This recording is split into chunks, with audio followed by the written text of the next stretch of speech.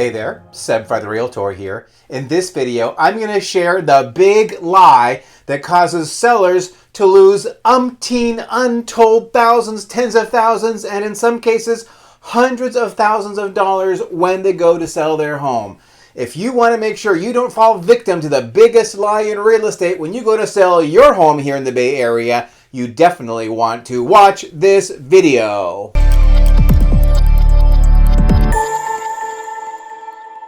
All right, so what is it? What is the big lie in real estate that causes sellers to lose untold thousands or tens of thousands or hundreds of thousands of dollars?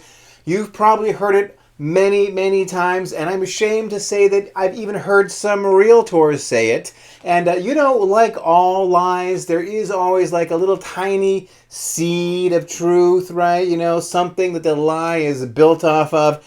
And in this case, I could understand why people say it because, it is to some degree true. But if you believe this, then you're going to have the very wrong mindset when you go to sell your house, and you're going to end up selling it surely for thousands, tens of thousands, or hundreds of thousands of dollars less. And what is the big lie? I don't want to wait. I could drag this out for many minutes like many YouTubers do, but I'm not really a YouTuber. I'm actually a realtor masquerading as a YouTuber. But here we go. The big lie is that you only need one buyer for your home. Now, you have probably heard people say that. You may have heard a realtor, God forbid, say that you only need one buyer for your home. And it is true that only one buyer will buy your home in the end.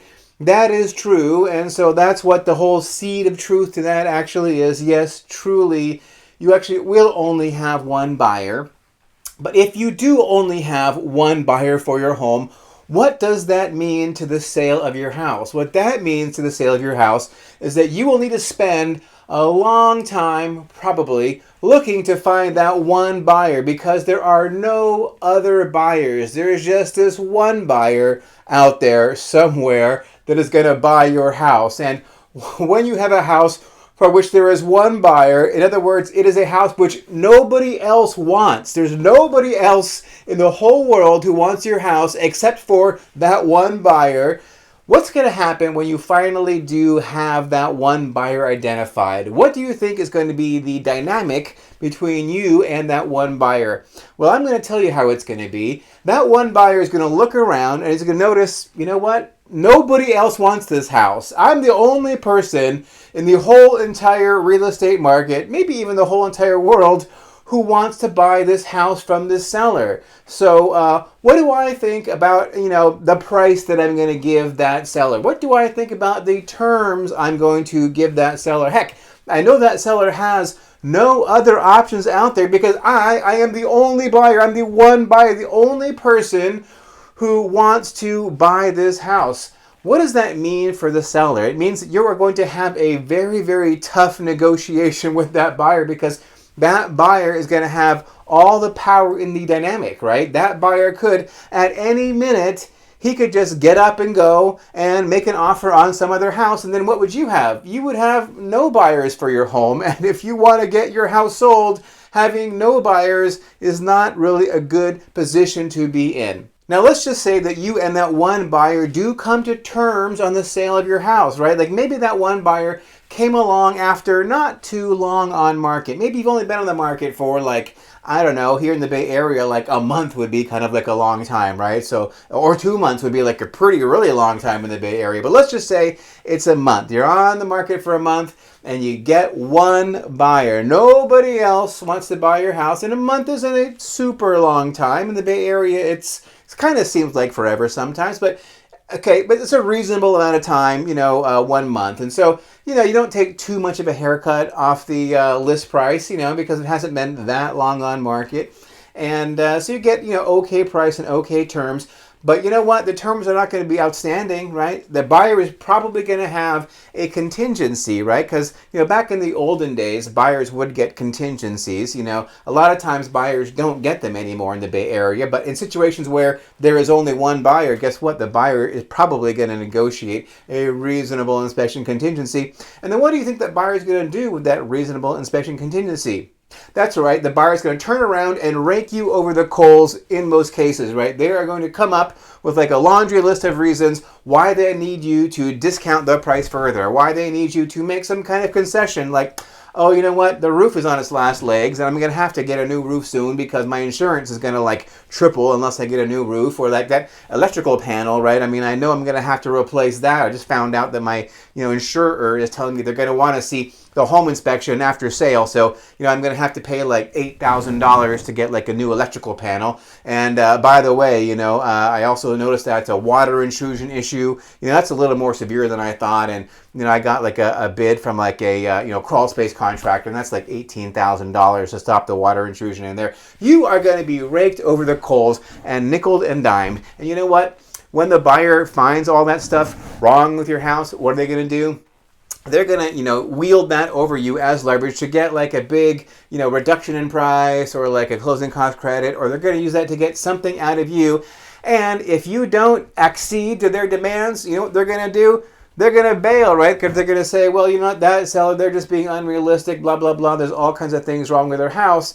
They're going to tell themselves a story about your house because they're like, wow, nobody else wanted to buy this house. Maybe it's because of all these things which I just discovered during my home inspection period that all the other buyers picked up on.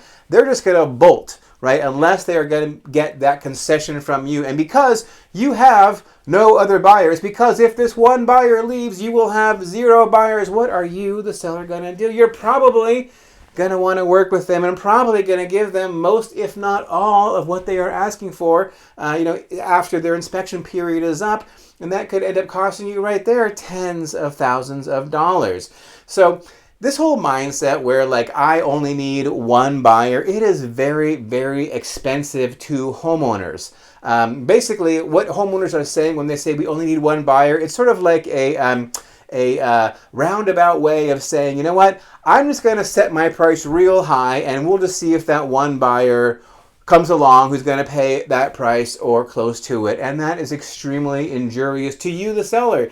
If what you really care about is getting the most money for your home, if you truly need to sell, or if you truly want to sell, but you want to make sure you're going to get the very highest price, you don't want to find one buyer. You want to be the obvious choice. You want to be the irresistible house. You want to be the house that everybody wants to buy. You want to be the house where, I've seen this so many times, buyers are literally standing in line outside your house to get in, right? Because there's so many other agents showing the house. Like maybe there's an agent, like he took the key out of the lockbox and closed all the doors so they would have some time to themselves. And you can actually see outside the listing, people are standing in line. That is what you want when you go to sell your house. You want your house to be the it house. You want to have that hot home that everybody has to see and that everyone is falling all over themselves to give you an amazing offer. And when you have not one buyer, but say 5 or 10 or 20 buyers out there, you know what happens?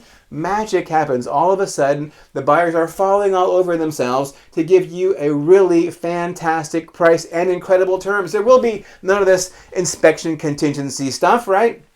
People will make offers that are completely non-contingent. And then the listing agent's job, that would be my job is to squeeze those buyers, go round and round, one after the other. None of this highest and best malarkey. No. I'm going to work with every buyer individually to find out from each buyer what is the absolute best price and the best possible terms they can give you, and go round and round and round until we find out one buyer who is going to pay more than any other buyer and or give you the best terms, because it's not always about price. Sometimes the terms are even more important than price, to a degree, right? And in the end, we will have that one buyer, but it wasn't that there was only one buyer for the house. There was 5, 10, 20 buyers for your house. And let me tell you what, you can get a fast sale for a really high price, and you will be completely sure that you have achieved the very highest price that the market will have to bear, without question. And if you only have that one buyer who is not competing against anybody,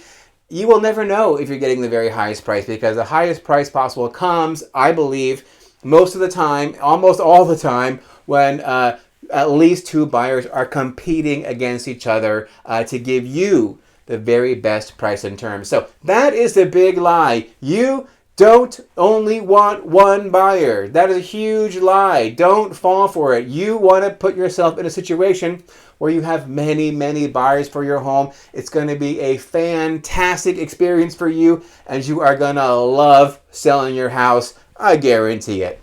All right, that is all I have for this video. I hope you did enjoy watching it. And if you did enjoy it, I'm guessing that you might also enjoy some of these videos over here. These are some of the most popular videos here on my YouTube channel, so please do take a look.